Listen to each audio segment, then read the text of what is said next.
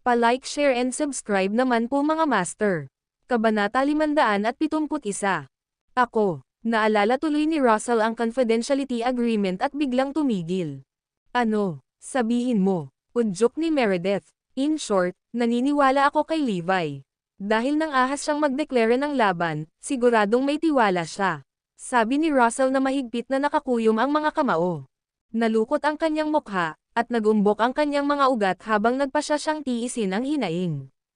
Kailangan kong magtiis. Kailangan ko. Makalipas ang ilang araw, malalaman ang lahat kung ano ang nangyayari. Ha, napakawalang muwang. Napangisi si Meredith. Russell, sobrang disappointed kami sayo. Habang nakatingin sa kanya ang lahat na may masamang tingin, hindi niya maiwasang magalit dito. Maaga o huli, malalaman mo rin ang totoo. Napakagatlabi si Russell. Di nagtagal, lumipas ang 3 araw. Sa Jag Club, mahigit 200 ang puwersa ang natipon.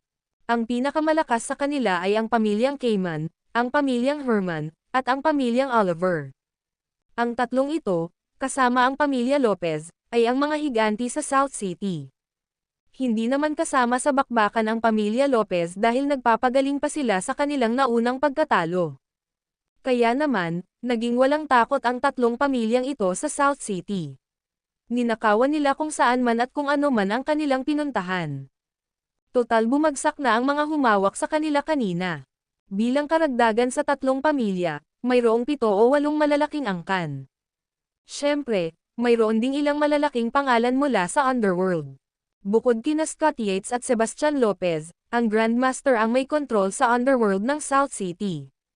Minsan ay isang tagasunod ni Scott, kung maaari ay bumuo siya ng kanyang sariling angkan at pinalaki ang kanyang angkan ng lihim sa paglipas ng mga taon. Maraming eksperto ang sumailalim sa kanyang mga tagasunod, at hindi siya matatalo sa South City. Matapos mahulog sina Scott at Sebastian, humakbang siya at kinuha ang lahat. Siyempre, may isa pang mabigat na karakter, na siyang may-ari ng Jag Club ang Stone Buddha, Brock Green. Siya ang nagmamay-ari ng mga underground boxing arena sa South City at may maraming eksperto sa boxing kaysa sa mga nireranggo sa silangan. Lahat ay natatakot sa kanya. Nang gabing iyon, ganap na handa ang Jag Club. Sa malaking banquet hall, may nakaupong mahigit 20 big boss mula sa South City. Noon lang, inihayag ni Brock, nakaayos ako ng 100 boxing expert sa aking underground boxing ring. Hinihintay na lang namin silang dumating. Haha, ang galing talaga. Hindi makakaalis ang Morris Group kapag pumasok na sila. Bulalas mula sa karamihan. Natuwa ang lahat ng marinig iyon. Alam nila na si Brock ang may pinakamalakas na boksingero sa ilalim ng lupa sa lungsod. Stone Buddha, maaari mo bang sabihin sa amin kung ano ang mga eksperto doon? May nagtanong. Kabilang dito ang Beast of Death, ang Wolf King, at Hades, na hindi natalo sa Eastern Death Matches para sa magkakasunod na 99, 100, at 188 laban, ayon sa pagkakasunod-sunod, sagot ni Brock, at lahat, nanginginig sa takot. Ano, nandito ang tatlo, bulalas ng karamihan. Ang Beast of Death ay mula sa WCT at hindi natalo sa 99 na magkakasunod na death matches. Samantala, ang The Wolf King ay mula sa mga damuhan, at hindi siya natalo sa 100 magkakasunod na death matches. Sa wakas, ang pagkakakilanlan ni Hades ay hindi alam, at ang kanyang record ang pinaka-nakakatakot. Sinira niya ang record ng Eastern Death Matches 188 sunod-sunod na death matches na walang talo.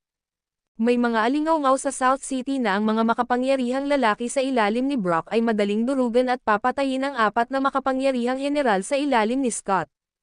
Alam ng lahat na si Brock ay, sa katunayan, ang pinakamisteryosong figure sa South City.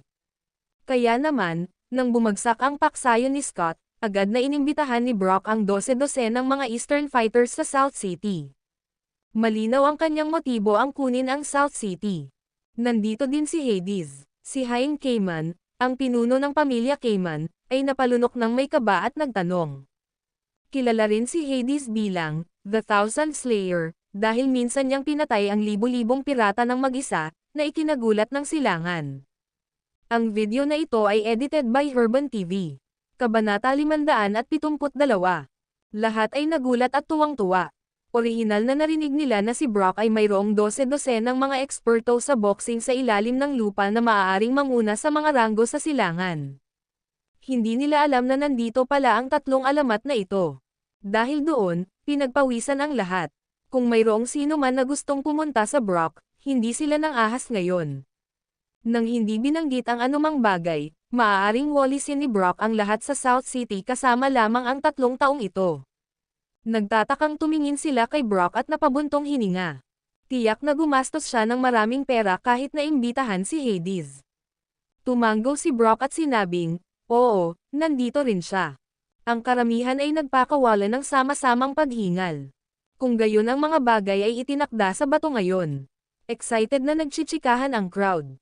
Lahat sila ay may parehong target ngayon, dapat nilang habulin ang Morris Group.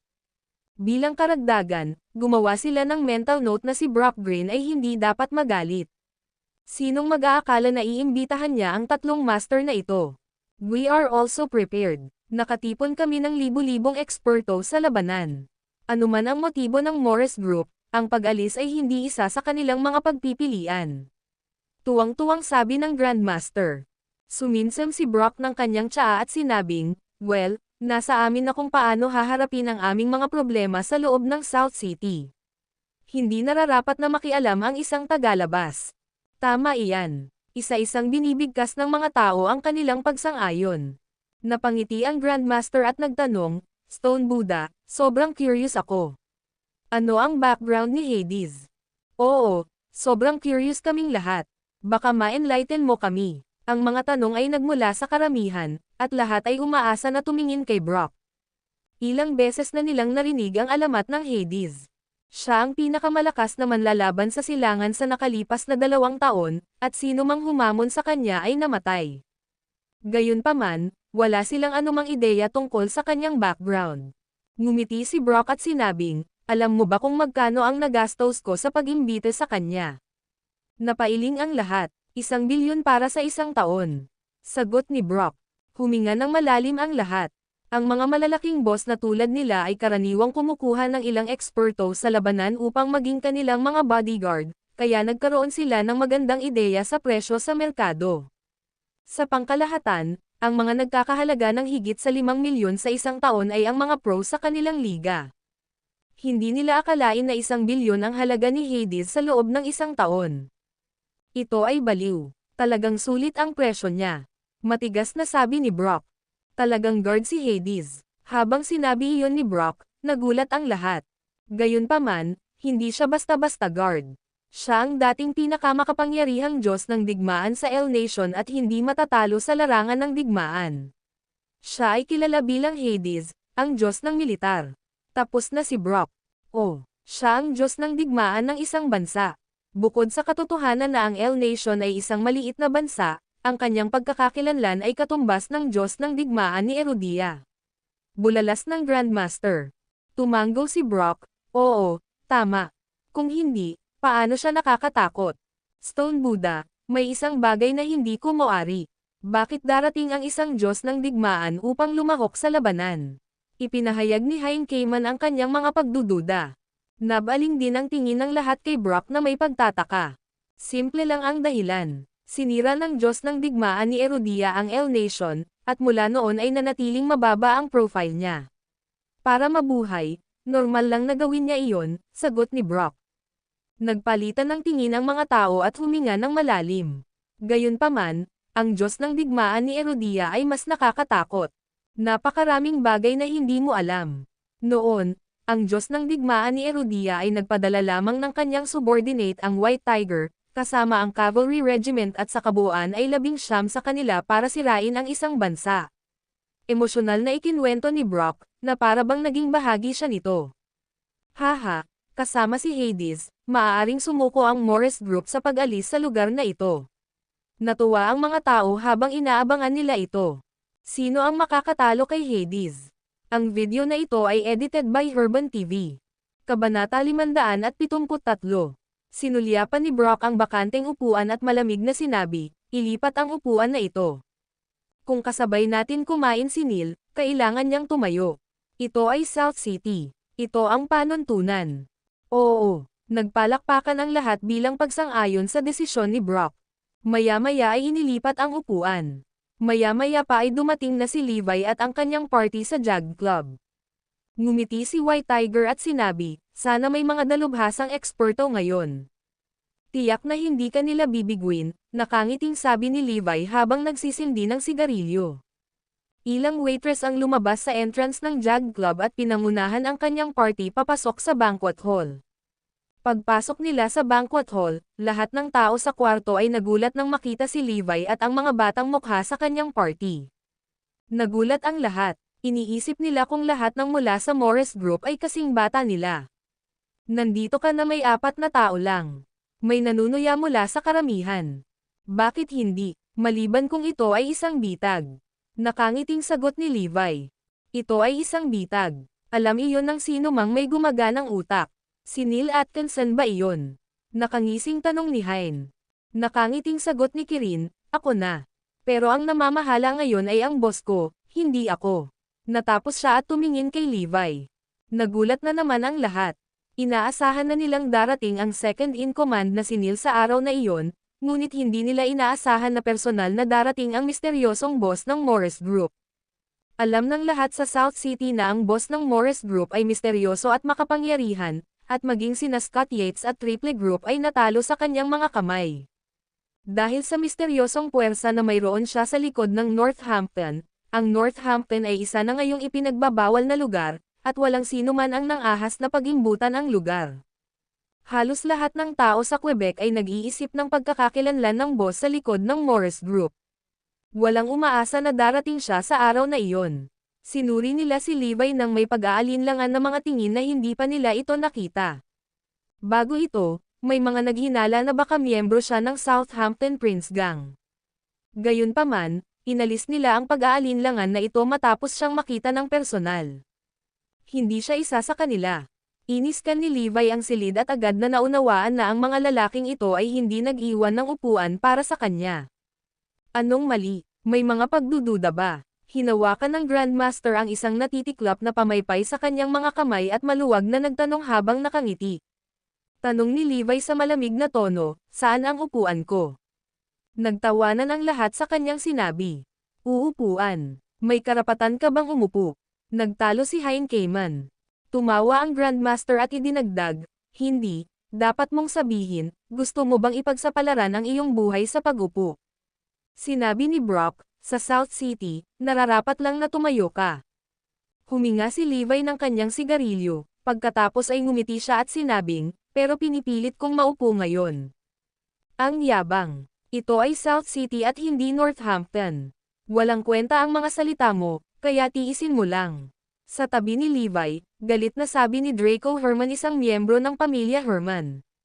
Nang marinig iyon, dahan-daang bumaba ang tingin ni Levi kay Draco Herman. Inangat ni Draco ang ulo niya at proud na tinignan siya. Ano ang gagawin mo? Diretso ka. Wham! Si Draco ay pinalipad ng sipal ni Asher Dragon sa isang iglap. Natigilan ang lahat. Inilipat ni Kirin ang upuan ni Draco sa likod ni Levi, at umupo naman si Levi. Nagulat ang lahat ng naroon at gulat na napatingin kay Levi. Hindi nila inaasahan na ganoon kadaling kumilos si Levi sa ganoong agresibo at dominanteng paraan. Ang lahat ay nabigla habang nakanganga ang kanilang mga bibig. Bumangon si Draco sa sahig at umungol, "How dare you touch me? Naghahanap ka ng kamatayan. Anong meron sa ingay? Sinusubukan kong kumain dito." Kumunat ang noo ni Levi. Ang video na ito ay edited by Herban TV. Kabanata 574. Humakbang si Kirin, hinayla si Draco sa harapan niya, at sinampal. Ikaw. Magsasalita pa lang sana si Draco, nang muli siyang sinampal ni Kirin. Sampal, sampal, sampal, sampal. Namamaga ang bibig at pisngi ni Draco matapos ang magkasunod na sampal, at hindi na siya makapagsalita pa. Siyempre, hindi na siya naglakas loob na magsalita kahit nabigyan siya ng pagkakataon. Manghihingi lang siya ng gulo. Boss, ang tahimik ngayon. Hindi na siya makapagsalita. Lumapit si Kirin kay Levi at sinabing. Tumanggo si Levi bilang tugon, kinuha ang tinidor, at tinikman ang pagkain. Napatulala ang lahat ng naroon. Sinampal niya si Draco sa harap ng lahat ng big bosses mula sa South City. Sa madaling salita, ito ay katumbas ng pagsampal sa kanilang lahat. Wala man lang siyang respeto sa kanila. Ang Morris Group ay talagang kasing dominante gaya ng sinabi ng mga alingawngaw. Kayo ay nililigawan si kamatayan. Hindi na nakatiis ang isang tao sa karamihan at tumayo para sabihin. Tahimik. Ano ang lahat ng ingay na ito sa isang pagkain? Agad na pinatigil ni Brock ang kaguluhan, at tumahimik ang lahat.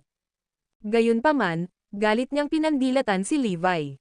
Ang lalaking ito ay kumakain ng mga pinggan ng walang pag-aalinlangan at kasiya siya, na para bang siya ay talagang dumating para sa isang piging. Sinabi rin ng Grandmaster, kumain tayo ng mapayapa. Sa pamamagitan nito, kinuha ng lahat ang kanilang mga tinidor. Gayunpaman, walang sino man ang nasa mood para sa pagkain maliban kay Levi.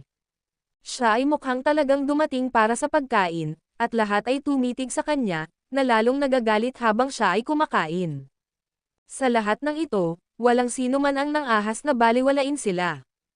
Makalipas lang ang isang oras ay natapos na si Levi sa pagkain. Pagkatapos niyang panasan ang gilid ng kanyang bibig, tumingin siya sa lahat at ngumiti, bakit hindi kayo kumain lahat? Ito na ang huling pagkain. Sinong maglalakas loob na kumain? May nanunuya mula sa karamihan. Ipinapahiwatig niya ang kapalaran ni Levi. Ngumiti si Brock at sinabing, ang iyong imbitasyon ay hindi kasing simple ng pag-imbita sa amin sa isang pagkain, di ba? Direktang paliwanag ni Levi, okay, then I will explain why I came to South City.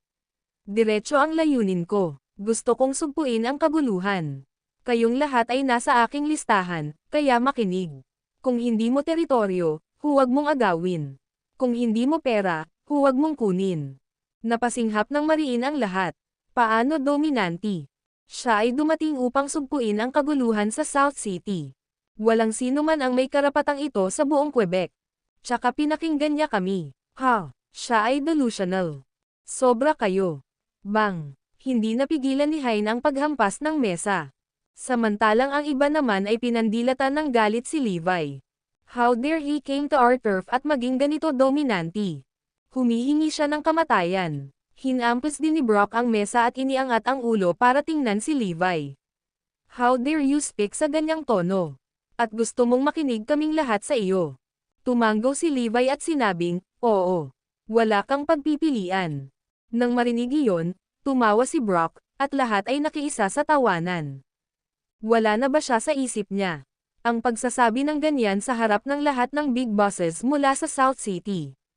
Mabilis na inilabas ng Grandmaster ang kanyang folding fan at nakangiting sinabi, ano ang trump card mo? Paano ka nakatitiyak na makikinig kami sa iyo? Ngumiti si Levi, at sa likod niya, ngumiti din ang tatlo niyang tauhan. Agad na naintindihan ng lahat. Ang tatlong lalaking nasa likod niya ang kanyang trumpo. Napakayabang niya ang maglakas loob na lumapit at humingi ng tulong sa tatlong lalaki lamang. Nang ang lahat ay nasa estado ng pagkabigla, sinabi ni White Tiger, paumanhin, ngunit tatlo ang isang pulutong.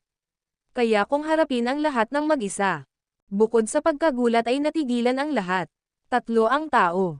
Kaya kung harapin ang lahat ng mag-isa. Ito ay kabaliwan. Ang lalaking ito ay kasing delusyon ng kanyang amo.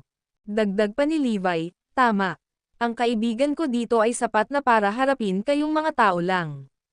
Ang video na ito ay edited by Herban TV. Kabanata 575. Maging si Brock Green, na may palayaw na Stone Buddha, ay nadama na sila ay lumalampas sa kanilang pambubuli. Alam ko ang lahat ng iyong mga aksyon sa mga araw na ito.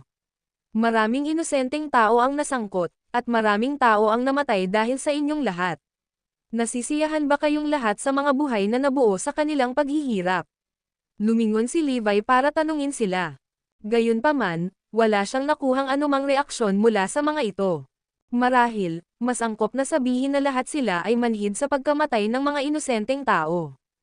Sa makatuwid, ang kanyang mga salita ay hindi makapag-trigger sa kanila. Bukod dito, sa panahong iyon, nang-aagaw sila ng mga teritoryo sa South City, at bilang resulta, maraming nasawi. Maraming tao ang nawalan ng trabaho at tirahan. Gayunpaman, ang mga malalaking boss na ito ay walang malasakit sa kanilang kalagayan. May kinalaman ba ito sa iyo? At saka, paano kung ang mga tao ay namatay? Paano kung ang mga tao ay nasaktan? Anong busybody? Kung maglakas loob kang ihinto ang aming ginagawa, pagkatapos ay maging handa upang harapin ang aming mga galit. Ang lahat ay lubos na hindi natinag at nanunuya kay Levi. Napatulala sila na dinadala pa niya ang ganoong bagay sa kanila. Ito ang dahilan kung bakit ako naparito ngayon. Hindi ka na magdudulot ng kaguluhan sa South City. Panahon. Matigas na sabi ni Levi. Kung ganoon, kailangan mong ipakita sa amin ang iyong tunay na kakayahan. Bulalas ni Brock at binasag ang kanyang tasa sa lupa. Bang! Bang! Sa isang iglap, lahat ng 6 na pinto ng banquet hall ay sabay-sabay na bumukas, at isang malaking grupo ng mga tao ang bumuhos mula sa labas. Lahat sila ay armado ng mga sandata at pawang mga dalubhasang dalubhasa. Pinuno ng hindi bababa sa 300 lalaki ang orihinal na maluwag na silid ng piging sa pinakamataas na kapasidad. Hindi lang iyon kundi ang mga corridors sa labas ay siksikan din sa mga tao. Pinalibutan ng libu-libong mandirigma ang lugar na ito. Lahat sila ay naghihintay lamang ng isang utos, at hiwa-hiwain nila si Levi. Ang mga malalaking boss mula sa South City ay ngumiti at tumuwid sa kanilang mga likod na may bagong tuklas na pagmamataas. Ibinunyag na nila ang kanilang trump card ngayon at naniniwala na hindi na mananatiling mayabang si Levi. Ngayon, ano pa ang gusto mong sabihin? Matagumpay na tanong ni Hein. Ngumiti ng husto si Levi at sumagot, ganyan pa rin ang sasabihin ko, makinig. Hahaha, bulag ka ba? Hindi mo ba nakikita ang masa? Nananaginip ka pa rin ba? May nanunuya mula sa karamihan.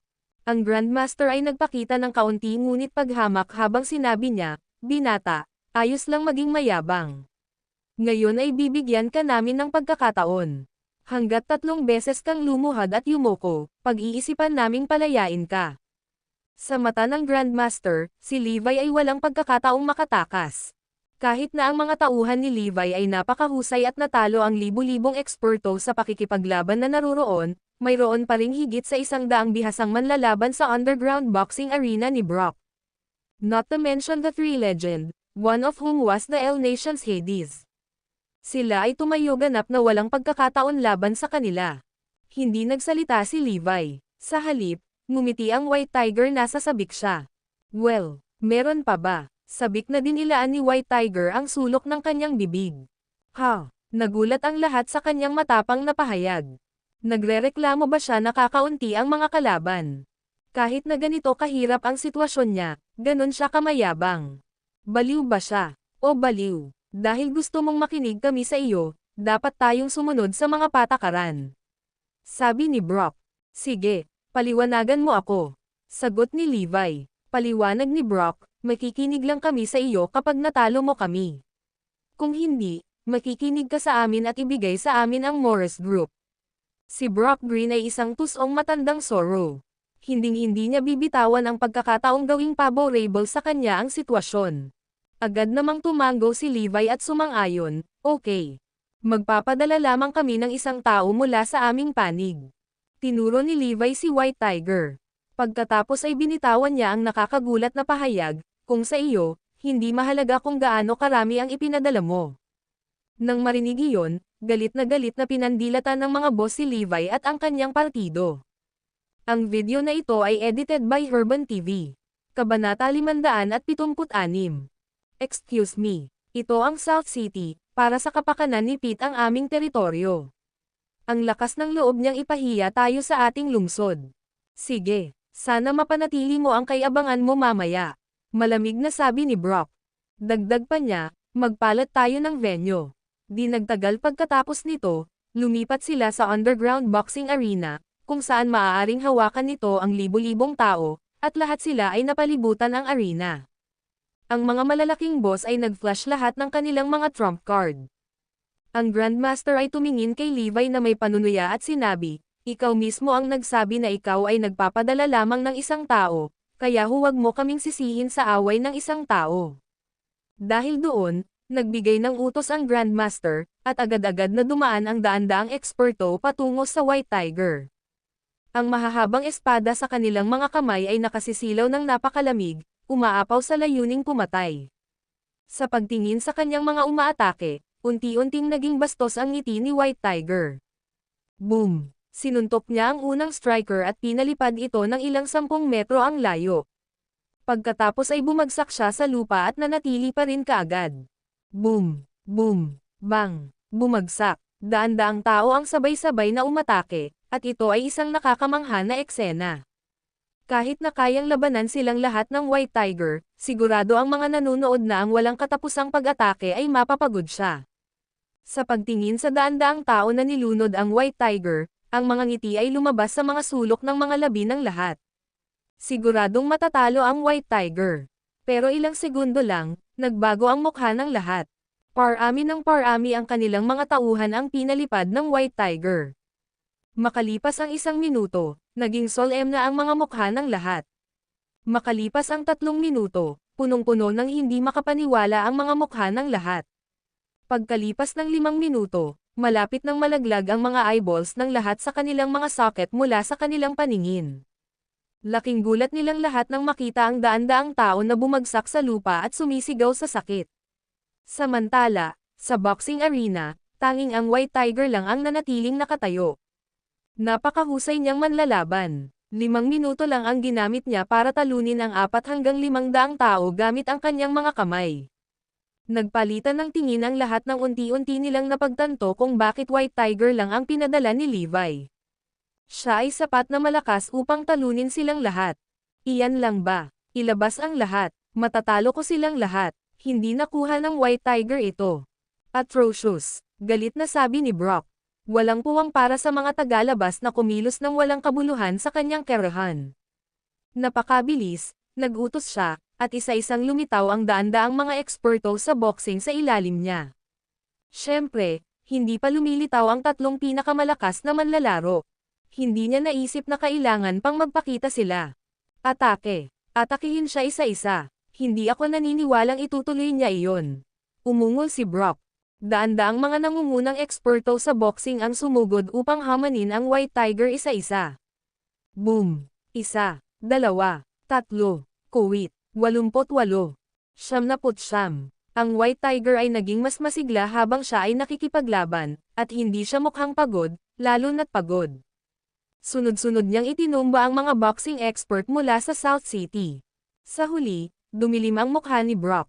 Ang mga talento ng kanyang underground boxing arena ay ganap na natalo. Ang White Tiger ay napakahusay ng isang manlalaban. Hindi man lang siya natalo matapos hamanin ng daan-daang eksperto sa pakikipaglaban. Nakakakilig, pero wala talagang master. Wala ka bang mas malakas? Sigaw ni White Tiger.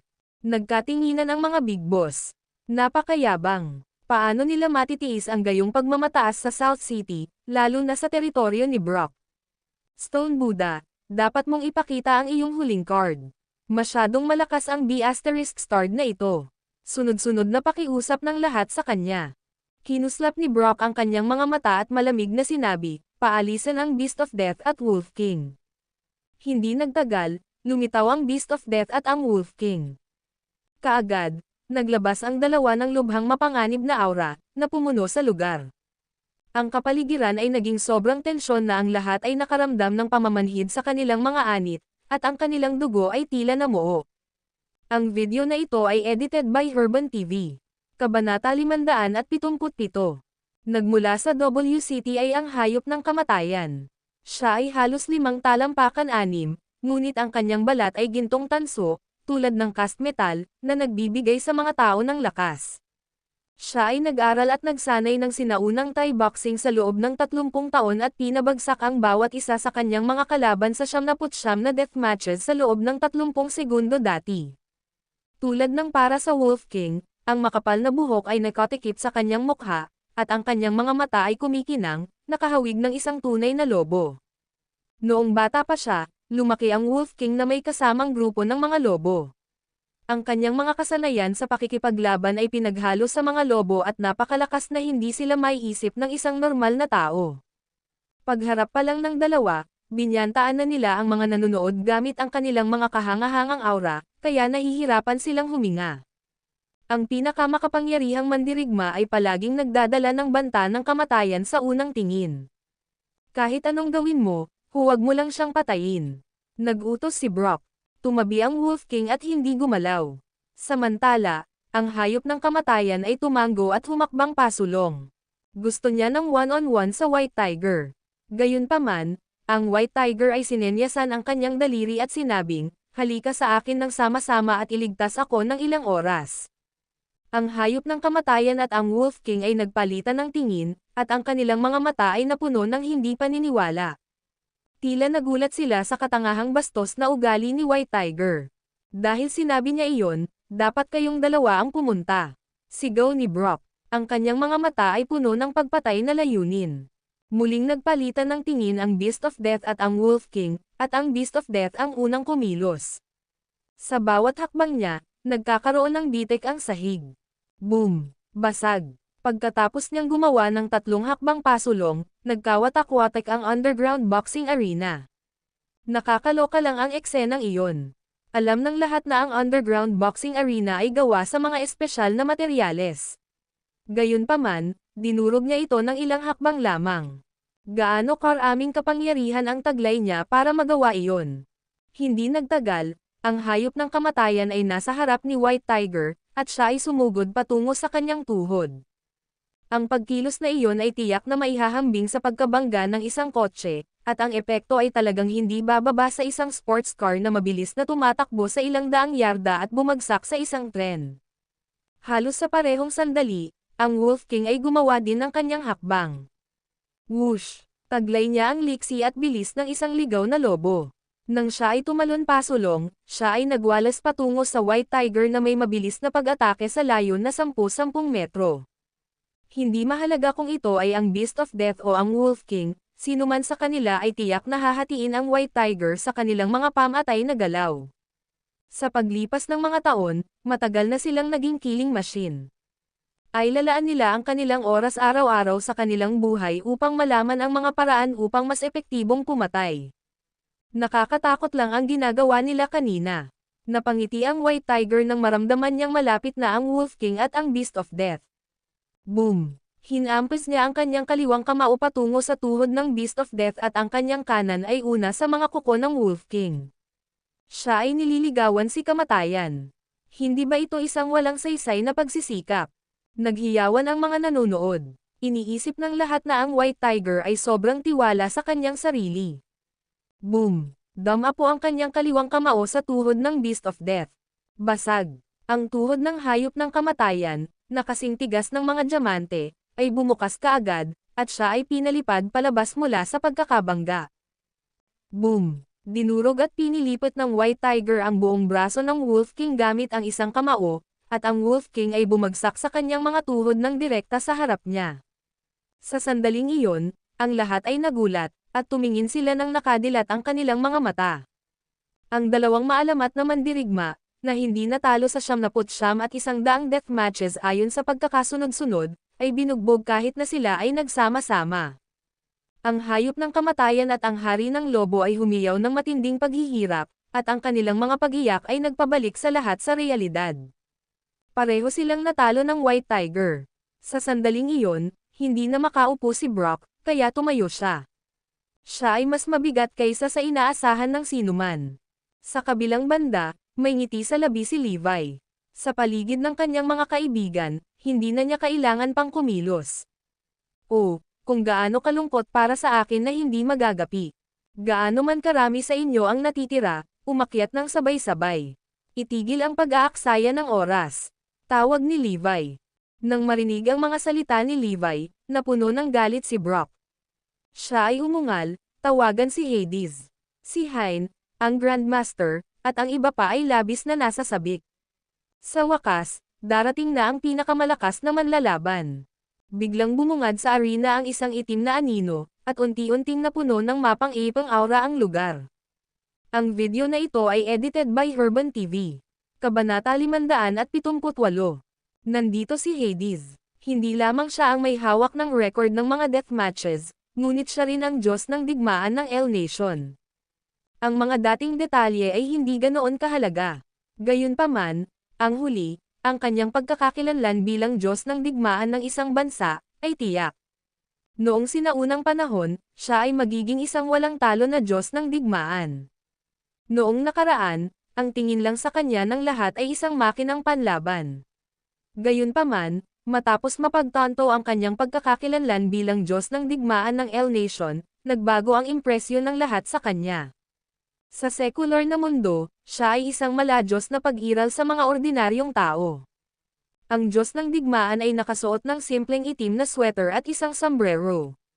Ang nakakatakot ay nakasuot siya ng kalahating maskara ng lobo. Sa pagpapakita pa lang niya ay nasa kanya na ang focus ng buong audience. Hakbang-hakbang na lumapit si Hades sa gitna ng arena, at bumaba ng husto ang temperatura.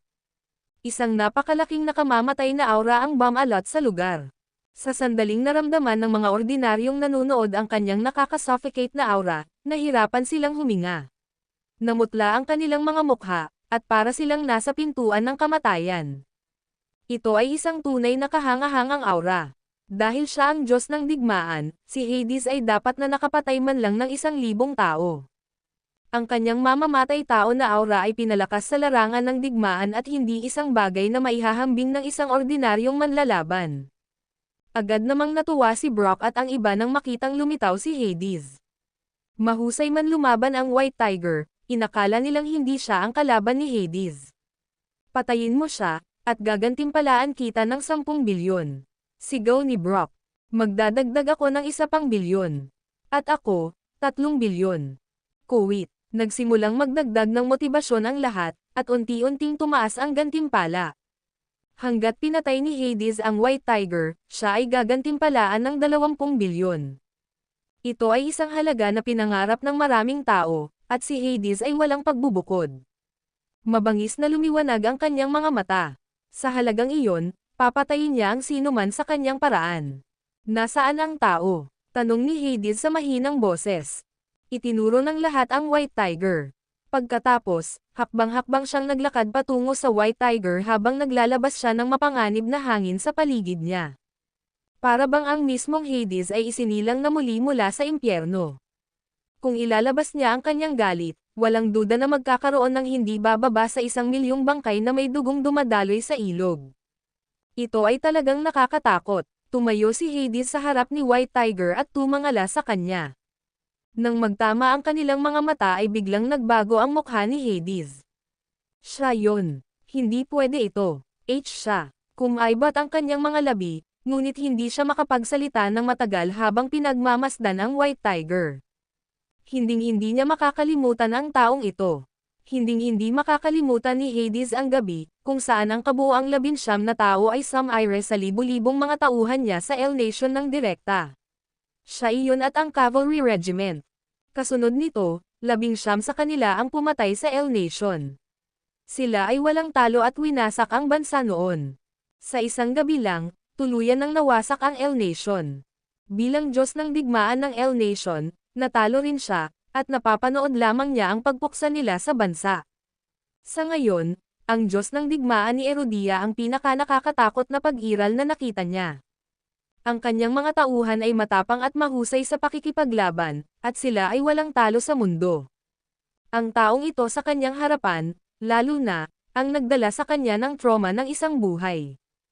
Ito ay ang matagal na bangungot na magmumaltaw sa kanya sa buong buhay niya.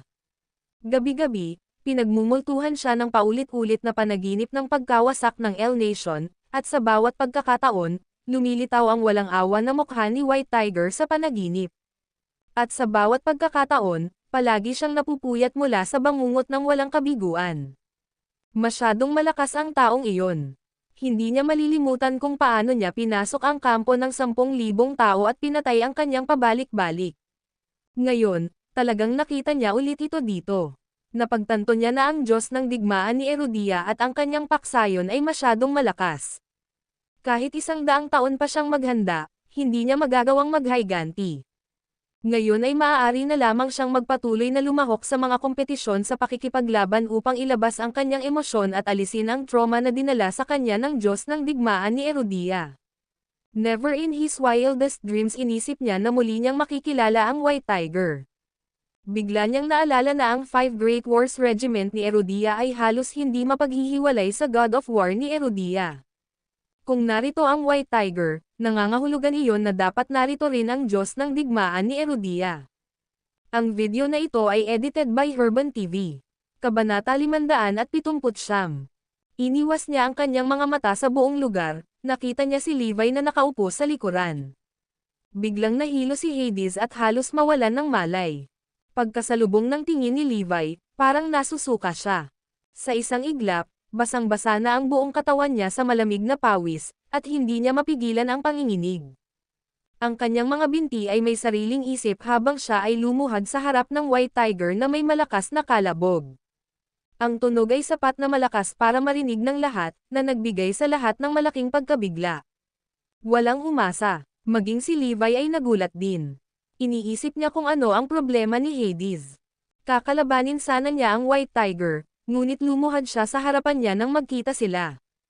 Hindi rin ito maintindihan ni Brock at ng iba pa. Anong meron kay Hades? Lahat ba ng ito ay biro? Bakit siya lumuluhod sa harap ng kalaban? Napapikit ang lahat. Iniisip kong nagkakamali ba sila sa kanilang nakita. Ito ang pinakamalakas na manlalaban sa Eastern Death Matches, na hindi natalo sa 188 magkakasunod na laban. Siya ay walang talo. Bakit siya lumuhad nang makita niya ang White Tiger? Hindi nila naintindihan, ngunit unti-unting namulat ang White Tiger. Kahit na nakasuot ng kalahating lobo na maskara si Hades, nakilala pa rin siya ng White Tiger mula sa kanyang mga mata at sa kanyang aura. Ikaw ba ang Diyos ng digmaan ng El Nation Hades? Pansamantalang tanong ni White Tiger. Tumanggaw si Hades at sumigaw, ang taunang mandirigma ng El Nation ay nagbibigay galang sa Diyos ng digmaan at White Tiger ni Erudia. Napasinghap ang lahat nang marinig ang kanyang address. Diyos ng digmaan ni Erudia. Puting tigre, para saan ang lahat ng yan? Ang lahat ay hindi makapag-react sa mga pangyayari ng ilang sandali. Matapos marinig ang address mula kay Hades, walang magawa si Levi na hinaplos ang kanyang mga templo. Pinlano niyang hindi ibunyag ang kanyang pagkakakilanlan sa paglalakbay na ito sa South City, kaya ginamit niya ang puwersa upang malutas ang gulo. Ngunit narito, hindi niya inaasahan na makakaharap niya ang taunang mandirigma ng El Nation. Hindi ba sisabog ang takip ko? Ngumiti nang walang magawa si Levi.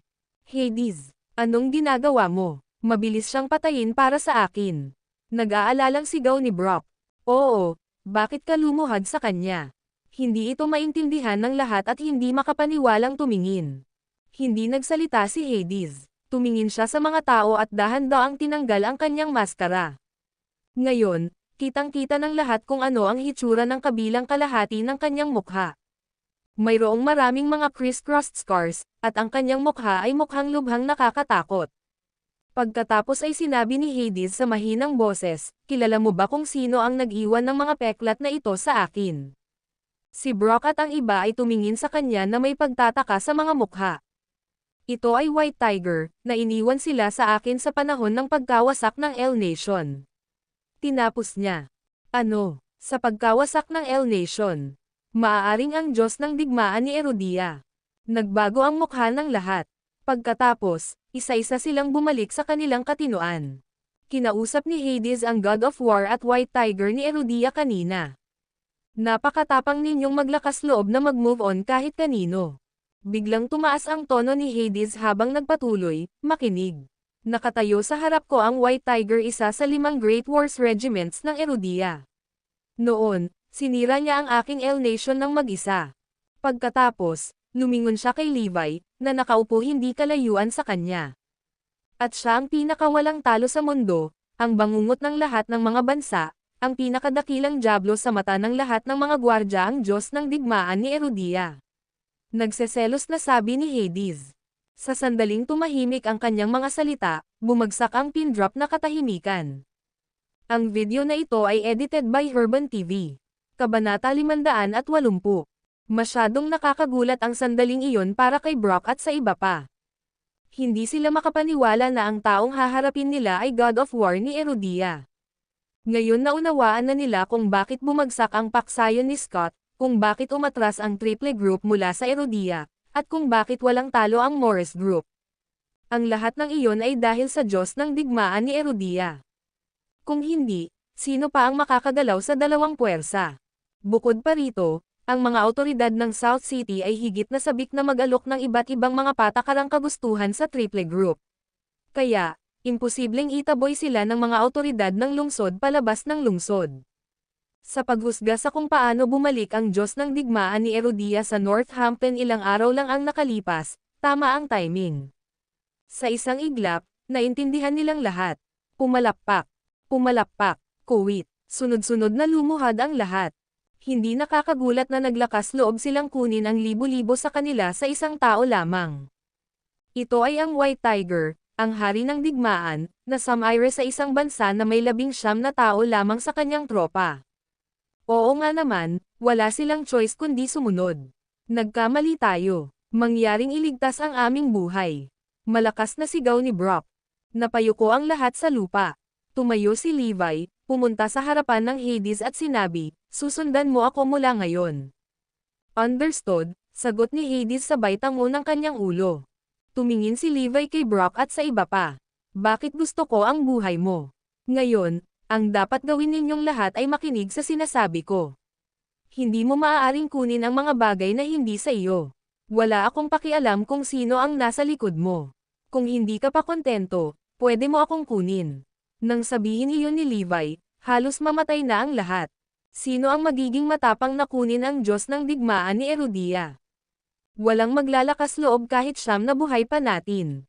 Diyos ng digmaan, hindi kami manggawhas. Nahihiyang sabi ni Brock at ng iba pa.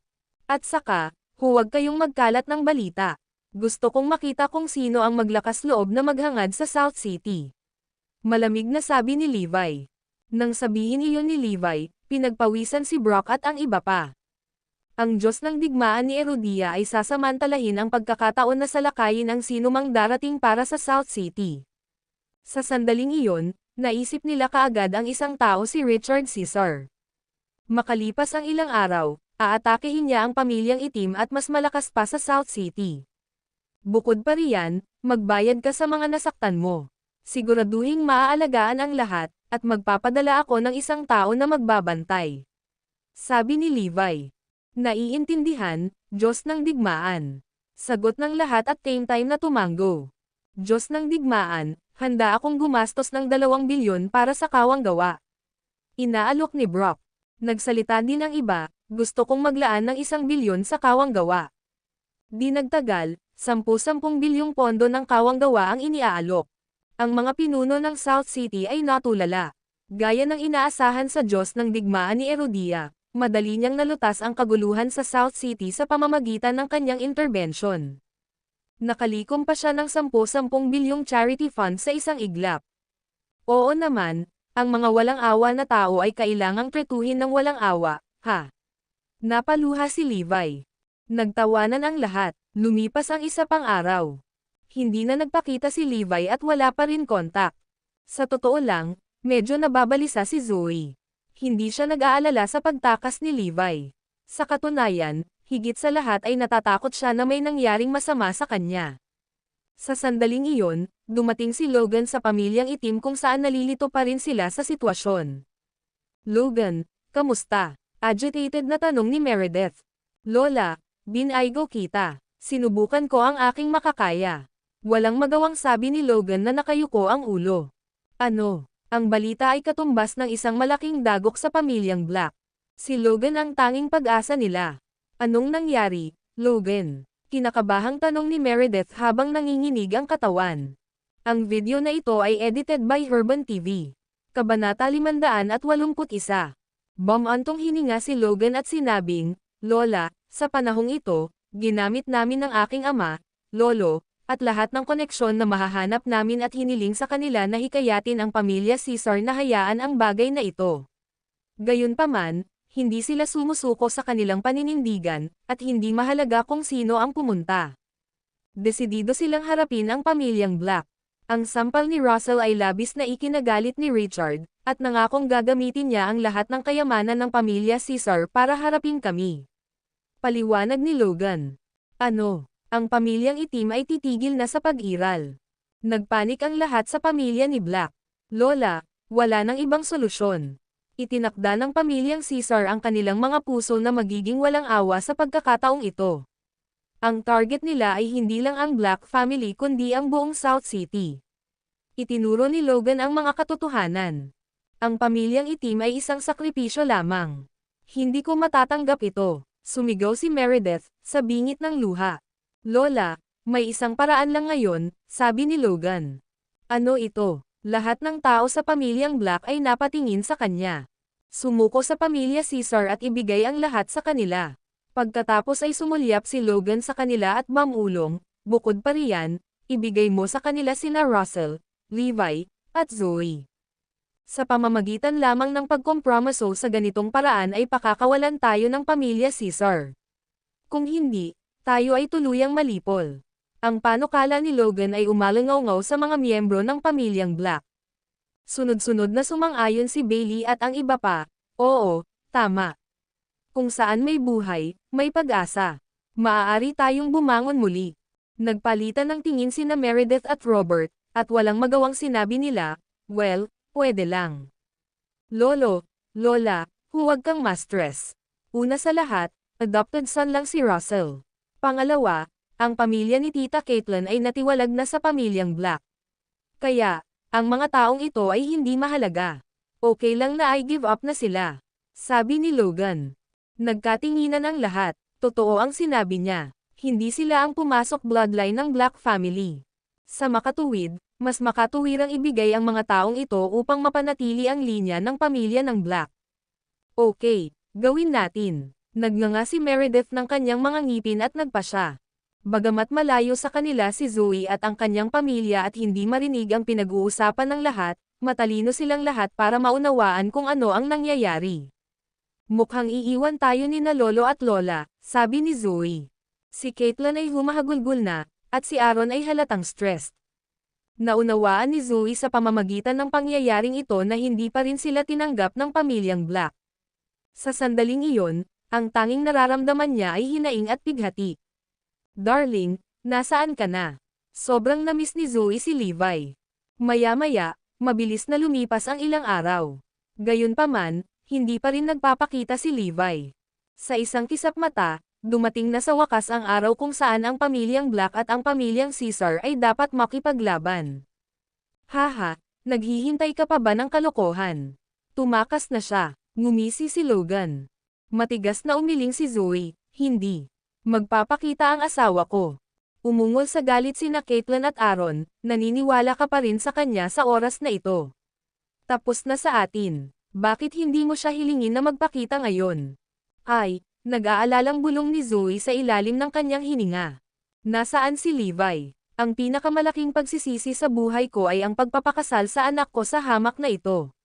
Sigaw ni Aaron at marahas na hinagis ang kamao sa pader. Walang magawang dagdag ni Caitlin, ako rin. Ang pinakamasamang nangyari sa buhay ko ay ang makilala ko si Levi. Sa kanilang opinyon, ang insidenteng ito ay nangyari lahat dahil kay Levi. Sa kabilang banda, sabay na sinabi ni na Abigail at Russell, huwag kang mag-alala. Magpapakita siya. Maya-maya, nagkaroon ng ingay sa labas ng manor ng pamilyang Black. Nandito ang pamilya Caesar. Ang video na ito ay edited by Urban TV. Kabanata 582. Ito ay isang nakakagulat na eksena sa labas ng manor.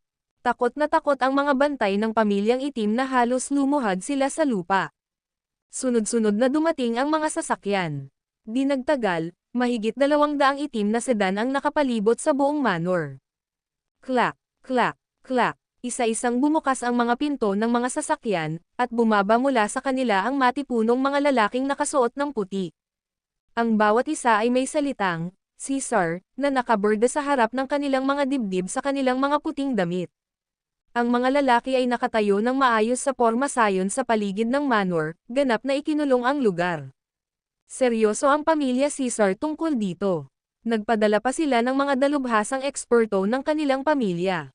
Dapat mayroong hindi bababa sa 7 hanggang 800 mga dalubhasang eksperto na naruroon. Ito ang kinahinatnan ng kung sino man ang nangahas na i-provoke o sampailan si Richard. Mayroong ilang mga kotse na nakapalibot sa isang Lincoln limousine. Bumukas ang pinto ng Lincoln, at bumaba si Richard Caesar sa kotse. Sinulyapan niya ang manor ng pamilyang Black at Minesian, makikita ko kung paano nakatakas ang pamilyang itim sa aking mga kamay. Sa tabi niya, si Thomas Caesar, ang nangungunang dalubhasa na namamahala sa seguridad ng pamilya Caesar, ay nanunuya at sinabing, Guro, ngayon, ang ating 800 tauhan ay magpapatag sa pamilyang itim at magpapabagsak sa South City. Nang marinig ang kanyang mga salita, ang 800 lalaking nakasuot ng puting damit ng pamilya Caesar ay sabay-sabay na sumigaw, ngayon, 800 lalaki ng pamilyang Caesar ang magpapatag sa lugar na ito. Ang epekto ng tunog at ang mahusay na momentum ay parang kulog sa kalangitan, na nakakasindak sa lahat sa manor. Sus, ilan sila dito? Niyakap ni na Meredith at Robert ang isa't isa habang sila at ang iba pang pamilya ng Black ay nanginginig sa takot.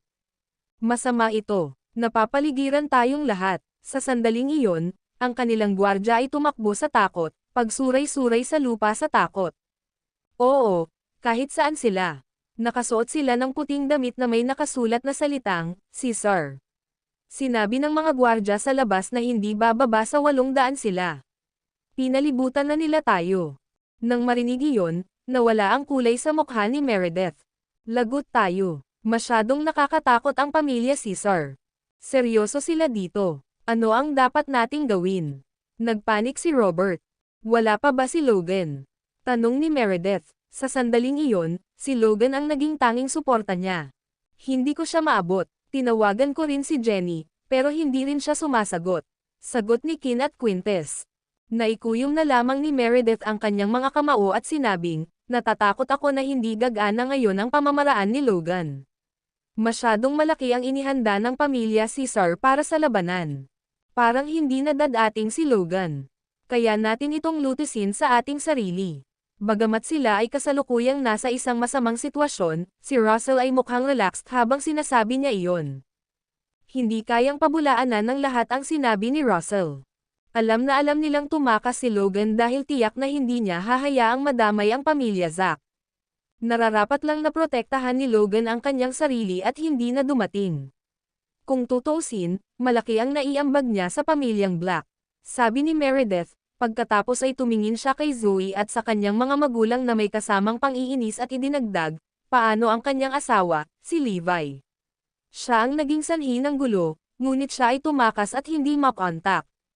Nang marinig iyon ni na Abigail at Russell, gusto talaga nilang magmura.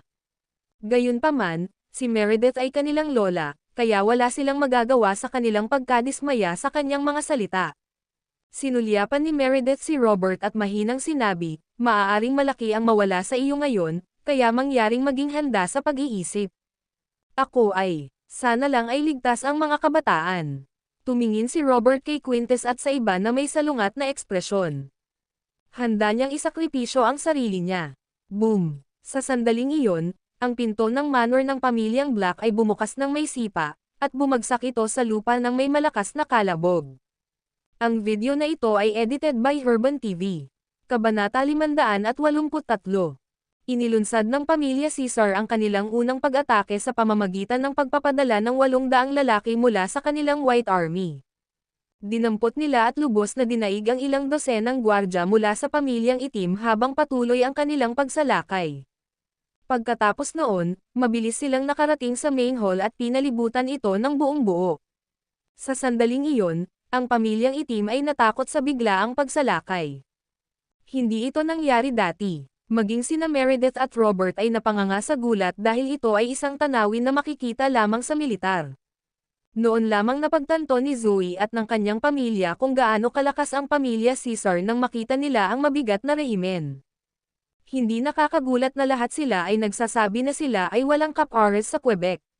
Sila talaga ang pinakamakapangyarihang pamilya sa Southampton. Kung iisipin, nasangkot si Levi sa sobrang gulo. Napanganga si Zoe sa gulat habang si Caitlin ay naluluha. Levi, walang kabuluhan ka. Nalagay mo kaming lahat sa problema, pero tumakas ka muna. Babalatan kita ng buhay. Sigaw ni Caitlin. Huminga ng malalim si Aaron at sinabi, tiyak na nakatakas siya dahil nakita niya kung gaano kalakas ang pamilya ng Caesar. Napakabilis, ang pamilyang itim ay napilitang pumunta sa isang sulok habang hinihintay nila ang parusa ng pamilyang Caesar. Pumalakpak. Pumalakpak. Ang magulong tunog ng mga yabag ay umalangaw sa buong silid, at alam ng lahat na nangangahulugan iyon ng pagdating ng Padre de Pamilya. Ang White Army ay automatikong gumawa ng paraan para sa isang grupo ng mga tao, at ang taong nangunguna sa posse ay si Richard. Sinundan siya ng ilang dosenang lalaki, kabilang si Timothy, at sila ang mga dalubhasa sa pakikipaglaban ng pamilya Caesar. Pagpasok niya sa silid, sinimulan niyang hanapin si Levi, at nakahinga siya ng maluwag nang mapagtantong wala si Levi. Maasahan ang ating katalinuhan, tumakas talaga si Levi. Ngayong wala na siya, wala nang makakatakot sa akin. Hanggat ang mga makapangyarihang tao sa South City ay hindi nakikialam dito, kami, ang mga Caesar, ay maaaring gawin ang gusto namin. Kung tutuusin, sino ang makakapantay sa atin sa lakas? Talagang hindi ang mahinang pamilya ng itim. Naglakad si Richard sa gitna ng kwarto at nginisyan, anong nangyari? Hindi ka ba humingi ng reinforcements? Don't tell me na ang Black family ay hindi man lang sinubukang humanap ng kahit isang kakampi. How dare you disrespect the Caesar family like this? Natakot ang pamilya ng Black nang marinig nila iyon. Malamang nagkakamali ka. Malaki ang respeto namin sa pamilya mo. Halos lumuhad sina Meredith at Robert. Kung ganoon, bakit ako sinampal ng isa mong anak? Hindi pinansin ang pakiusap ni Meredith at Robert, tumawa siya. Dahil hinamon mo kaming lumaban, huwag mo kaming sisihin kung lalabasan kami. Hayaan mong ipakilala ko sa iyo ang aking mga kasama. Ang 4 na ito ay dating Navy, ang 3 ito ay mga pinuno ng hukbo, ang 7 ito ay ilan sa mga pinakamahusay mula sa King Cobra Assassin Organization.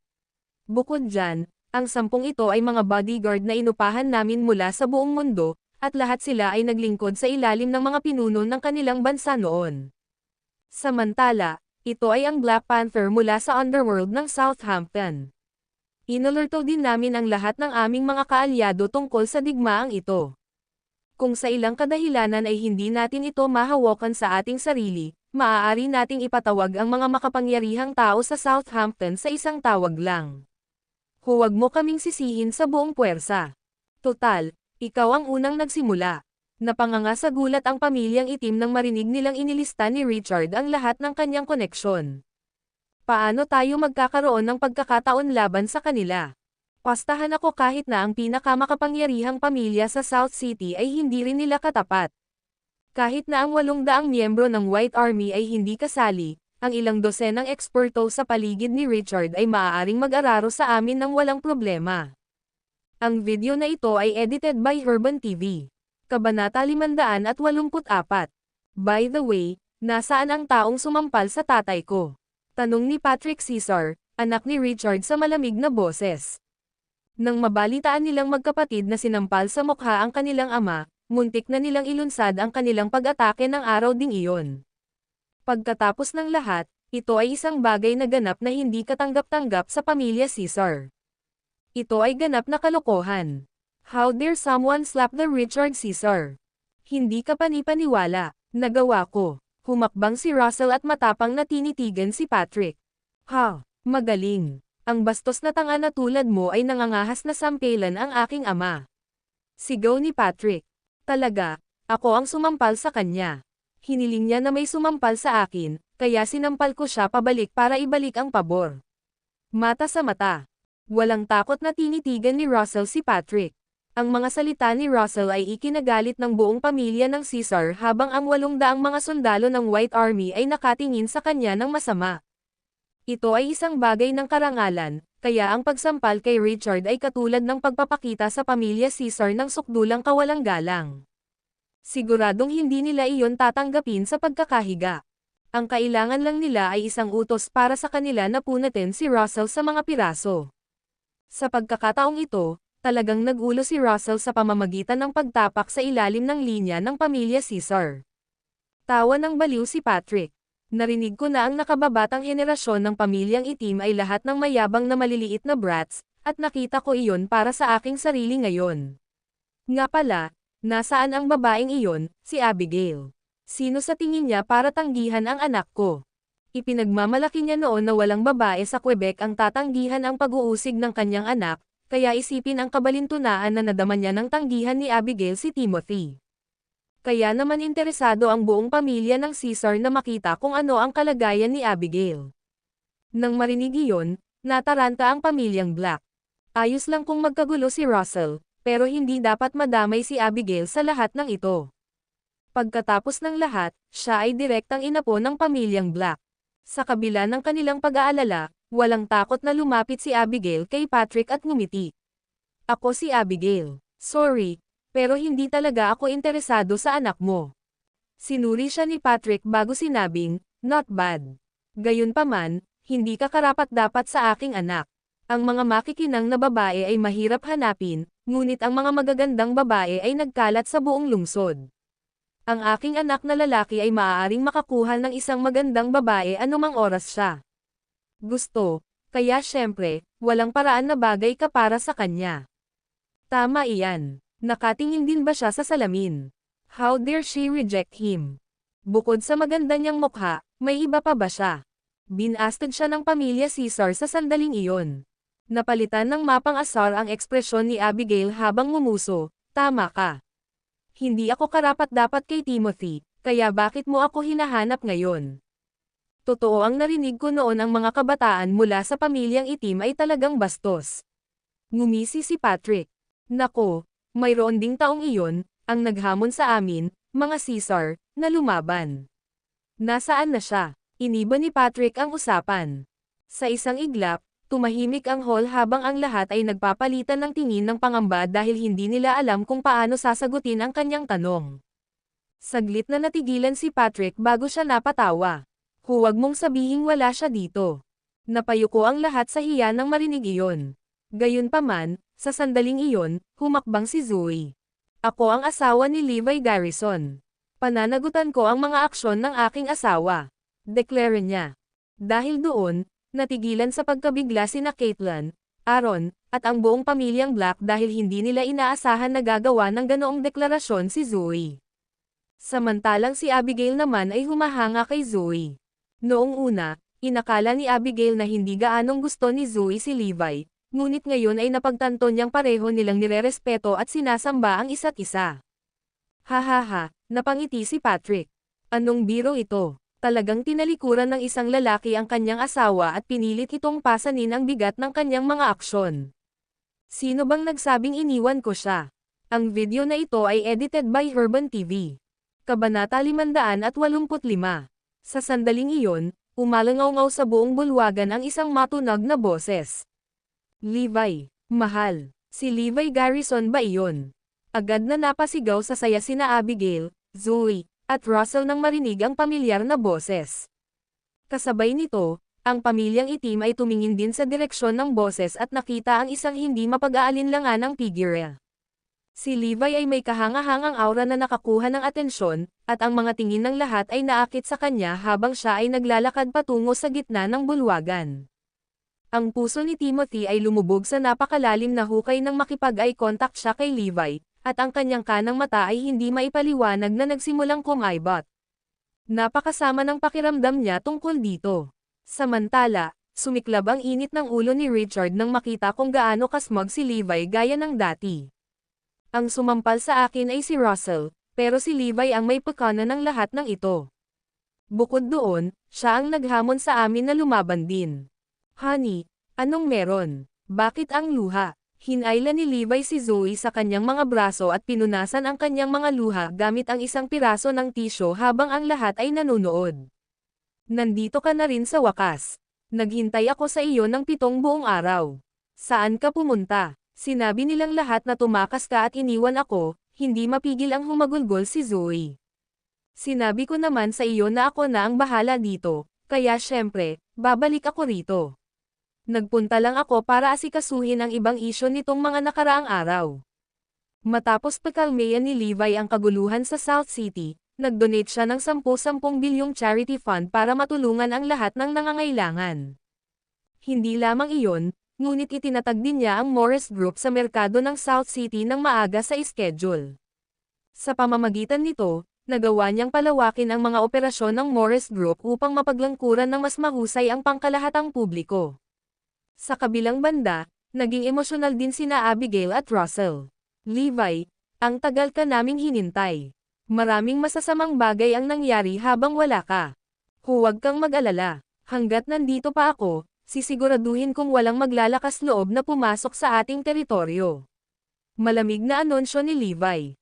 Sa sandaling iyon, ang pamilyang Black ay lubos na nabigla. Niloloko mo ba ako, Levi? Bakit ang bait-bait mo? Samantala, habang nag-uusap sila ay tuluyan nilang binaliwala ang pamilya Caesar. Para bang invisible sa kanila ang pamilya Caesar. Nang malaman iyon ng pamilya Caesar, nagalit sila. Thud. Marahas na sinipa ni Patrick ang pinto, at ang malakas na kalabog ay ikinagulat ng lahat. Halatang nagulat din si Zoe na nasa braso ni Levi. Samantala, ang ekspresyon ni Levi ay napalitan ng pananakot habang dahan-daang lumingon at tinitigan si Patrick. Paano mo ginulat ang asawa ko? Haharapin mo ang kahihinatnan niyan. Habang sinasabi niya iyon, naalala niya ang bawat nunal at tampok na mayroon si Patrick. Matindi ang nakatatak sa isipan ni Levi ang mukha ni Patrick. Sisiguraduhin kong babayaran niya ang kanyang mga aksyon. Ngumisi si Patrick, talaga. Iyan ay isang biro. Di ba sabi mo aaminin mo ang pagkatalo mo kung kakayanin mo ang atake namin kahit gaano pa karami ang reinforcements na kailangan namin? Tumanggaw si Levi bilang pagsang-ayon. Oo, sinabi ko na. Maaari mong tawagan ang lahat ng mga reinforcement na gusto mo. Aaminin ko ang talo namin kapag natalo mo kami. Haha, dahil doon, lahat ng tao sa pamilya Caesar ay natawa. Ang tanga-tanga niyang tao. Napangiti si Patrick at nagtanong, "Are you gonna ask for reinforcements too?" Nag-iisip ka ba na pumunta sa labanan ng walang anumang reinforcements? Well, hindi naman talaga ganoon. Kung tutuusin, hindi ka sapat na makapangyarihan para matiyak ang aking pagkakasangkot. Bigkas ni Levi. Ngunit kahit na talagang gusto ni Levi na lumaban, hindi siya pinayagan ni Kirin at Asher Dragon. Galit na sigaw ni Patrick. Nasaan na ang mga reinforcements mo? Hilingin sa kanila na magmadali, kung hindi, ilunsad muna namin ang aming pag-atake. Nanginginig sa takot ang pamilyang itim nang marinig iyon. Nagiging seryoso na ang pamilya Caesar sa pagkakataong ito. Ano ang dapat nating gawin ngayon? Damn it, Levi. Naisip mo ba talaga na maaari mong kalabanan ang pamilya Caesar? Samantala, nilabas ni Levi ang kanyang phone at may tinawagan. Maaari kayong lahat na pumunta ngayon. Ang video na ito ay edited by Herban TV. Kabanata 586. Haha, tawa ng tawa ang pamilya Caesar nang makita nilang tumatawag si Levi dahil akala nila puro katangahan lang iyon. Isipin na lang ang kahihiyan ng pamilyang Black ngayon. Kilalang kilala namin si Levi. Paano kung tawagin niya ang bawat makapangyarihang figure sa Northampton? Madudurog sila ng pamilya Caesar sa isang pitik lang ng daliri. At saka, hindi sapat si Levi para gawin ang anuman sa mga iyon. Sa kabilang banda, nakahinga ng maluwag si Abigail dahil sa wakas ay nakaganti rin si Levi. Samantala, nasa sabik si Russell sa inaasahang labanan. Umupo si Richard sa upuan at nanunuya, na curious ako kung anong klaseng reinforcement ang tinawag mo. Kasunod nito, nag-utos si Patrick, sabihin sa ating mga kapatid sa labas na papasukin ang lahat kahit sino sila. Sa loob ng ilang minuto, napuno ng maraming mararangyang sasakyan ang mga lansangan. Laking gulat ng ihilang bantay ng pamilyang itim na nahuli nang makita iyon. Dumating ba silang lahat? Pinagmasdan nila ang pagpasok ng pulutong ng mga lalaki sa manor. Nakarating na ba sila? Natuwa ang pamilya Caesar nang marinig ang kaguluhan sa labas. Sinong nandyan? Ipahayag mo kung sino ka. Tanong ni Patrick. Napatulala ang pamilyang itim nang makita nila ang mga bisita dahil lahat sila ay makapangyarihang figure mula sa South City. Ako ang pinuno ng pamilya Goldson, Hunter Goldson. Gayunpaman, ikinawagwagwag ni Patrick ang kanyang daliri at sinabing, hindi ka gumagawa ng hiwa. Susunod. Ako ang pinuno ng pamilya Johnson, Tommy Johnson. Hindi. After a few rounds, Patrick replied while smirking, "None of you make the cut." Sus, wala talagang interesado sa akin dito. Ang 10 pamilyang dumating ay ilan sa pinakamakapangyarihang mga pamilya sa South City, ngunit malayo pa rin sila sa pamilya Caesar. Ako ang pinuno ng pamilya Cayman, Haing Cayman. Natigilan ang lahat, pati sina Richard at Patrick nang bigkasan ang pangalang iyon. Ang pamilyang Caesar ay isang quasi-royal clan, ngunit isa sa apat na pinakamakapangyarihang pamilya sa South City, ang pamilyang Cayman, ay nagpakita, at nagkaroon sila ng kapangyarihang banta ang pamilya Caesar. Ako ang pinuno ng pamilya Herman, Draco Herman. Ang pangalang iyon ay umalangaw sa buong bulwagan na parang sonic boom. Ako ang pinuno ng pamilya Oliver, Stanley Oliver. Tulad ng isang bomba atomika, ang pangalang iyon ay sumabog sa isipan ng lahat. 3 sa 4 na marangal na pamilya sa South City ang dumating. Nagsimulang magpanik ang pamilya Caesar sa pag-asang harapin sila at ang iba pang 10 makapangyarihang pamilya. Sapat na ba iyon para sa iyo?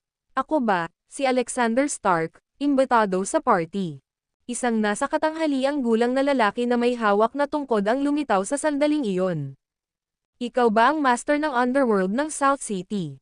Nagsimulang manginig ang boses ni Patrick. Ang pamilya Caesar ay opisyal na ngayon ay nagpapanik dahil alam nila kung gaano sila kalakas. Pwede din ba akong sumali? The Stone Buddha Brock Green, nag-uulat para sa tungkulin. Isang oratand na boses ang nagsalita. Dumating si Brock Green kasama ang 100 eksperto mula sa underground boxing scene, ang ilan sa mga ito ay parang mga nakakulong na hayop na naghihintay na gumawa ng kalituhan. Sa kanilang pagdating, naramdaman ng White Army ng pamilya Caesar ang panganib sa hangin. Nandito rin ba ang Stone Buddha? Talagang natulala sina Richard at Patrick. Alam nilang hindi nila kayang tawirin si Brock dahil baka mas makapangyarihan pa siya kay Scott Yates. Iyon ang dahilan kung bakit determinado ang pamilyang Caesar na iwasan si Brock sa lahat ng paraan nang dumating sila sa South City upang igiit ang kanilang pangingibabaw. Nandito talaga siya. Ito ay walang iba kundi kapahamakan sa atin. Hayaan mo akong magpakilala sa iyo ng 3 pang kaibigan. Sa isang palakpak ng mga kamay, 3 figure ang lumitaw sa likod ni Brock. Ito ang Beast of Death, na umiskor ng 79 na tagumpay sa Eastern Death Matches. Hingal. Bumantong hininga ang lahat. Ang video na ito ay edited by Herban TV. Kabanata 587. Agad na nagdilim ang ekspresyon ng lahat ng tropa ni Richard nang marinig nila iyon, kaya halatang narinig nila ang masamang reputasyon ng Beast of Death noon. Susunod, mayroon tayong Wolf King, na nagkaroon ng 100 magkakasunod na tagumpay sa Eastern Death Matches. Ang Wolf King ay naglabas ng isang mapanganib na aura na nagpalamig sa mga gulugad ng lahat. Alam ko kung sino siya.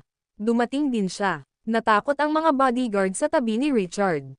Hindi pagmamalabos na sabihin na ang Beast of Death at ang Wolf King ay kayang harapin ang ilang dosina sa kanila ng sabay-sabay. Sa wakas, mayroon kaming Hades, na sinira ang record ng Eastern Death Matches sa pamamagitan ng pagkakaroon ng kabuoang 188 na magkakasunod na death matches na hindi natalo. Nang sabihin iyon ni Brock, tumahimik ang bulwagan. Ang pamilya Caesar ay naghahanap ng makapangyarihang mga mandirigma sa lokal at internasyonal na antas sa nakalipas na ilang taon, kaya pamilyar sila sa mga sikat na mandirigma sa buong mundo tulad ng Hades. Nakatanggap sila ng ilang balita ilang araw na ang nakalipas na nagsasabing si Hades ay kinuha ng ibang tao na may astronomical na presyo, ngunit hindi nila inaasahan na si Brock ang kumuha sa kanya. Naglabas si Hades ng isang malamig at nakamamatay na aura na hinahasa sa hindi mabilang na mga laban nang siya ay pumasok sa bulwagan. Sa kanyang presensya, naramdaman ng lahat ang kanilang mga paa at kamay na nanginginig dahil sa lamig habang ang lamig ay tumagos sa kanilang buong katawan. Ang presensya lang niya ay sapat na para takutin ang lahat ng naroon. Gayunpaman, hindi ito inaasahan dahil siya ang pinakamalakas na manlalaban mula sa Eastern Death Matches. Siya talaga. Nagsimulang manginig sa takot ang mga tauhan ni Richard nang maingat nilang tingnan si Hades. Sinasabi nila na pumapatay siya nang hindi man lang kumukurap ang kanyang mata. Kahit na sa tulong ng 800 tao mula sa White Army, puputulan niya tayong lahat na parang mantikilya. Ito ay maliwanag na ngayon na ang pamilya Caesar ay walang kalamangan sa tahanan sa South City. Binigyan ni Hades si Levi ng isang magalang na yumuko bago sinilip ang pamilya Caesar ng may pananakot. Ang mga gustong hamanin ang pamilyang itim ay dapat makalusot muna sa akin. Nagulat ang pamilya Caesar nang marinig iyon, at natahimik sila pagkatapos. Hindi talaga namin siya kayang i-cross. Ang pamilya Caesar ay nasa pagitan ng isang bato at isang mahirap na lugar ngayon dahil hindi sila maaaring umatake o umatras. Kahit na parang kalmadong nakaupo si Richard sa upuan, nanginginig ang mga daliri niya sa pag-aalala. Ito ang pinakamalaking hadlang na hinarap ng pamilya Caesar. Samantala, hindi makapaniwalang nakatingin kay Levi ang pamilyang itim. Paano niya nagawa iyon? Kahit ang pamilya Zack ay hindi makahingi ng tulong sa lahat ng makapangyarihang tao sa South City. Ngunit ngayon, ang pinakamakapangyarihang Brock at Alexander ay parehong narito. At hindi banggitin si Hades. Kabutihan, mabait, tinakat ng lalaking iyon ang buong pamilya ng Caesar sa pamamagitan lamang ng kanyang presensya. Si Bailey, Pamela, Meredith, at Robert ay natulala. Sino ba talaga itong si Levi? Paano niya nagagawang humingi ng tulong sa napakaraming makapangyarihang figure? Samantala, nadama ni na Abigail at Russell ang labis na pagmamalaki. Sa kabilang banda, naramdaman ni Caitlin at Aaron ang mga nuances sa kapaligiran dahil ang pamilya Caesar ay tila mas masunurin ngayon. Ano ba talaga ang pagkakakilanlan ni Levi? Na-curious din si Zoe habang iniisip kung paano ito nakuha ng asawa. May lihim ba siyang pagkakakilanlan? Ang video na ito ay edited by Herban TV. Kabanata 588. Ang piraso ng balita ay tulad ng isang bolt mula sa asol sa pamilya Caesar. May dadating pa ba? Simula pa lang ba ito ng bangungot? Biglang nagsikip ang mga pupils ni Timothy nang may napagtanto siya. Halos himatayan siya sa realisasyong iyon. Ang pagdating sa South City ay isang napakasamang desisyon. Hindi ordinaryong tao ang taong iyon. Nagulat din ang pamilyang Black. May dadating pa ba? Ilang mga sasakyan pa ang dumating sa ilang sandali, at ang kanilang mga plaka ng lisensya ay nagpapahiwatig na sila ay makapangyarihang mga figure mula sa South City. Pagkatapos nito, isang grupo ng mga tao na nakasuot ng suit ang sumugod patungo sa main hall ng manor. Maging ang White Army na nakabantay sa labas ng manor ay natakot nang makita nila ang mga taong iyon. Masasabi iyon ng mga gwardya mula sa kanilang mga aura na napakalaki ng kanilang kapangyarihan. Itap-tap-tap, parehong nagulat ang pamilya Caesar at ang pamilyang Black nang marinig nila ang tunog ng mga yabag. May ibang tao dito. Nang makita ni na Meredith at Robert ang mga taong iyon, halos himatayan sila. Ano, Diyos ko, ang natitira sa pamilyang Black ay namangha na hindi rin makapaniwala. Nandito na lahat ang pinakamakapangyarihang figure sa South City. Talagang nagawa ni Levi ang isang bagay na hindi kayang gawin ni Logan at ng kanyang buong pamilya. Grabe iyan. Hindi nakilala ni Richard ang mga taong iyon, ngunit masasabi niyang hindi sila ang karaniwang kapitbahay. Samantala, talagang natakot si Timothy nang makita niya sina Stephen, Tim, at ang iba pa. Sila na naman. Di ba nasa The sila nung gabing yun? Marahas na nang inag ang katawan ni Timothy dahil sa takot. Lagot tayo. Gaano man kalakas ang pamilyang Caesar, hindi pa rin tayo kalaban sa kanila. Ako si Tim Cronin mula sa Quebec. Narinig ko na may nagdudulot ng gulo sa pamilyang Black, kaya nagpasya akong tingnan sa sarili ko kung ano ang nangyayari. Halos mahimatay sina Richard at Patrick nang ibunyag ni Tim kung sino siya. Siya ang gobernador ng Quebec. Kung nandito siya, ibig sabihin ang mga tao sa likod niya ay: ako ang alkalde ng South City, si Stephen McKay. Sino ka? Bakit ang daming tao sa labas? Dagdag. Ako ang deputy leader ng Quebec, Woody Emile. Ako ang pinuno ng departamento ng pulisya, Wright Hector. Ako ang deputy leader ng South City, Cory Madison. Isa-isa silang nagpakilala at kinilig sa takot ang pamilya Caesar. Huminga ng malalim si Richard na parang hinihingal, at naging papel ang mukha ni Patrick. Samantala, bumigay ang mga paa ni Timothy nang mawalan ito ng balanse at madapa. Talagang humingi siya ng tulong sa lahat ng pinakamakapangyarihang tao sa South City. Paano posible na mapantayan iyon ng pamilya Caesar? Imposible. Ang pamilya Caesar ay natigil sa isang napakahirap na posisyon ngayon, at hindi na nila alam kung ano ang gagawin. Hindi nila kayang tumawid sa sino mang naruroon sa bulwagan. Ang Hades ay sapat na makapangyarihan upang labanan ang ating buong hukbo, at si Tim ay may higit na awtoridad kaysa sa ating lahat. Wala kaming leverage. Napakagulo namin ngayon. Sa kabilang banda, binigyan ni na Abigail at Russell si Levi ng isang tingin ng paghanga. Alam nila na ito ay isang maliit na lasa lamang ng mga kakayahan ni Levi dahil siya ay sapat na makapangyarihan upang mamuno sa buong mundo kung siya ay magseryoso. Ganon din, proud din si Zoe dahil binaliktad ng asawa niya ang mga table at nailigtas ang pamilyang Black. Samantala, tumayo ng tuwid si Aaron at pinunasan ni Caitlyn ang kanyang mga luha habang ang mga ekspresyon nila ay tila nagsasabing, as expected of our son-in-law. Gayunpaman, hindi pa tapos si Levi. Tanong niya, natatakot ka na ba ngayon? Huwag kang mag-alala, may darating pa tayo. Ang video na ito ay edited by Urban TV. Kabanata 589. Ang mga implikasyon ng kanyang mga salita ay makikita sa nabiglaang mga ekspresyon ng pamilya Caesar. Ano, may ibang darating? Hindi pa ba ito ang katapusan? Diyos ko, paano natin ito mahahawakan? Pumalakpak. Tila may napagtanto si Timothy sa sandaling iyon. Sa isang segundo lang ay nanlabo na ang kanyang paningin habang siya ay nahimate at bumagsak sa lupa. Gayunpaman, ang iba pang miyembro ng pamilya Caesar ay abala sa pag-aalala tungkol sa kanilang sariling kaligtasan, kaya't hindi nila ito pinansin. Samantala, sa labas ng manor ng pamilyang Black, mayroong humigit kumulang 400 sa mga tauhan ng pamilya Caesar na nagbabantay dito upang pigilan ang sinuman mula sa pamilyang Black na umalis. Thud, thud, biglang narinig ang maindayog na palso ng isang hukbong nagmamarcha sa gitna ng karamihan.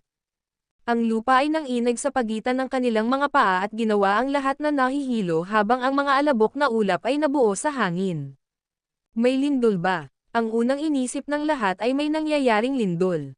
Hindi ito lindol. Naririnig ko ang tunog ng mga yabag. Papalapit na ito sa 1 minuto. Habang lumalakas ang padyak, nagsimulang magpanik ang lahat. Tingnan mo, Diyos ko, may sumigaw at itinoon ang atensyon ng lahat sa labas. Nakita nila ang mga iskwad ng ganap na armadong sundalo na tumatakbo patungo sa kanila mula sa lahat ng direksyon. Mayroong 4 na hanay para sa bawat pangkat mula sa bawat direksyon hilaga, timog, silangan, at kanluran. 2. Ang White Army ay natakot na walang kahulugan. Akala nila ay maghahari silang matagumpay sa kanilang pagsalakay ngayon, ngunit iyon ay bago dumating ang Platen na iyon. Napansin ng lahat na may kakaiba sa mga uniforme na suot ng Platen, mayroong ilang mga espesyal na simbolo at ilang mga salita sa mga ito na hindi karaniwan. Sa sandaling iyon, ang kanilang tagapagdala ng watawat ay nagtaas ng watawat na pinalamutian ng isang dragon, at ang lahat ay nataman ng realisasyon. Ako, nakikita ko na ngayon. Ito ang Dragon Legion mula sa Iron Brigade sa ilalim ng pamumuno ng God of War.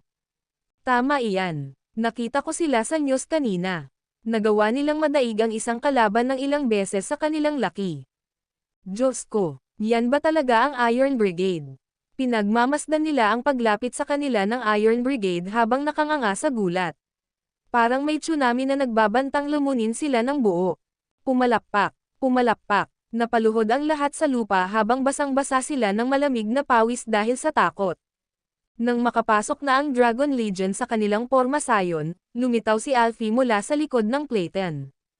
Sisingilan. Sa sandaling ibinigay ang kanyang utos, ang Dragon Legion ay nagmarcha pasulong mula sa lahat ng direksyon. Ang ilang daang miyembro ng White Army ay natigilan nang makita nila ang maliksi na figure na umaakyat sa mga dingding. Bago sila makapag-react sa biglaang pag-atake, lahat sila ay napasuko sa isang iglap. Wala pang 20 segundo ang lumipas upang talunin ang ilang daang lalaki, at nang mapagtanto iyon ng lahat, naiihi nila ang kanilang pantalon dahil sa takot. Anong kalokohan ito? Kung alam namin na ang pamilyang itim ay hihingi ng tulong sa Iron Brigade, hindi kami maglalakas loob na pumunta dito. Samantala, ang mga tao sa pangunahing bulwagan ay nanatiling walang kaalam-alam sa kaguluhan sa labas dahil masyadong mabilis ang pagsalakay. Niwala silang marinig na anumang senyales ng ilang daang lalaki sa labas na nasupil ng dayuhang hukbo. Napangiti si Levi habang nagbibilang gamit ang kanyang mga daliri. 3, 2, 1. Sa sandaling natapos ang countdown, isang malakas na dagandong ang maririnig mula sa labas. Pumalakpak. Ang mga yabag ng 1,000 lalaki ay tila ang lupa ay isang tambol habang ang bass ay nag-vibrate sa dibdib ng lahat. Sa sumunod na sandali, pumasok si Alfie kasama ang kanyang mga sundalo. Nang makita iyon ni Richard ay napaungol siya sa gulat at agad na nahimatay. Sa sandaling iyon, opisyal na dumanas ng matinding pagkatalo ang pamilya Caesar. Ang video na ito ay edited by Herban TV. Kabanata 590. Lumuhad si Patrick sa lupa. Pumalakpak, pumalakpak. Kasabay nito, lumuhad din ang ilang daang miyembro ng pamilya Caesar. Maging ang militar ay narito. Lagot tayo. Teka, hindi. Sila ang Iron Brigade, 4F asterisk sak's sake. Para sa mga taga-Erudia, mas makapangyarihan ang Iron Brigade, at ang kanilang mga responsibilidad ay mas sagrado kaysa sa militar. Sila ang tunay na tagapag-alaga ng ating bansa. Paano malas ang makukuha natin?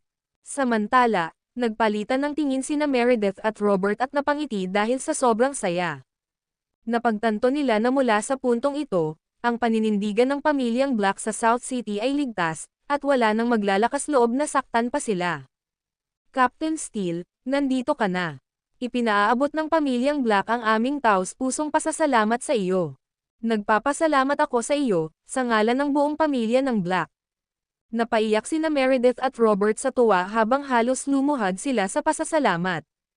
Haha, huwag kang mag-alala. Nagmarcha kami sa ilang nang mabalitaan namin na may problema ang pamilyang itim, kaya nagpasya kaming pumunta at tingnan ito. Nakangiting sabi ni Alfie. Nang marinig iyon, halos magwala ang pamilya Caesar. Sinong niloloko mo? Sino ang nagmarcha kapag sila ay ganap na armado? Halatang halata sa amin ang mga target nila. Sa sandaling iyon, humakbang si Russell at sumaludo kay Alfie. Kapitan Steele. Tinapik ni Alfie ang mga balikat ni Russell at tumawa. Narinig ko ang tungkol sa ginawa mo, at dapat kong sabihin na ako ay humanga.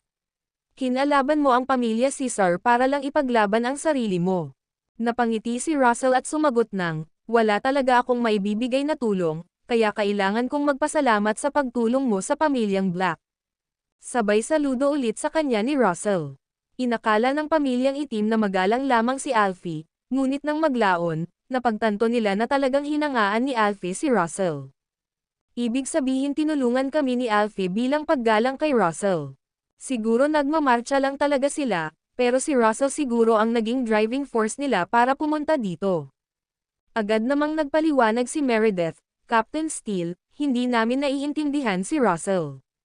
Naisip namin na siya ay walang ingat nang sampelan niya ang ulo ng pamilya Caesar sa sobrang galit. Ngunit napagtanto namin ngayon na siya ay isang napakabait at maalalahanin na tao. Siyempre, hindi siya natakot sa pamilya Caesar dahil suportado siya ng isang iginagalang na lalaki na tulad mo.